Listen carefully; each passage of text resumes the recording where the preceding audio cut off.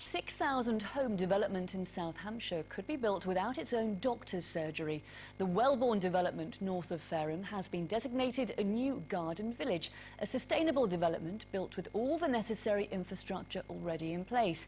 Now NHS planners have asked for new health facilities to be deleted from the plans, arguing existing GP surgeries nearby will be able to cope. Joe Campbell reports. Signs around the Welborne site today mark the move of the planning process into its final detailed phase.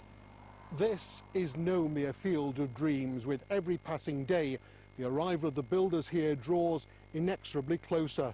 But when it comes to providing a doctor's surgery on this site, the NHS, in the form of the care commissioning groups, have said on 2 occasions now that if they build it, then they will not come.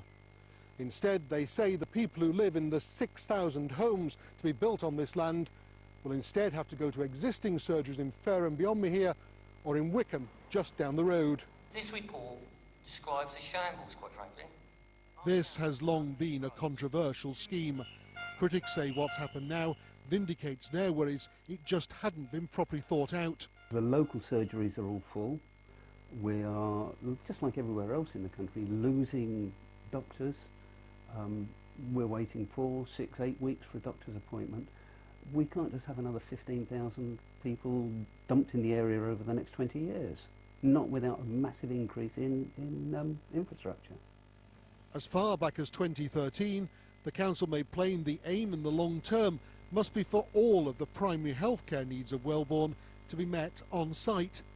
The infrastructure planning evidence suggests that in total 9 GPs will be required. To be honest, it was difficult to engage with the clinical commissioning group or the primary care trusts that came before them, but we've been very, very clear throughout that we will see health facilities in Welborne and we will expect them to be staffed by the NHS. What can you do? Well, once we've got the general election out the way, obviously we'll be talking to the Secretary of State for Health, and if his clinical commissioning groups aren't performing locally, I'm sure he will take a very real interest in that. That thinly veiled threat makes plain when the commissioning group are summoned to the council for a meeting next month. The stakes will be very high indeed. Joe Campbell, BBC South Today.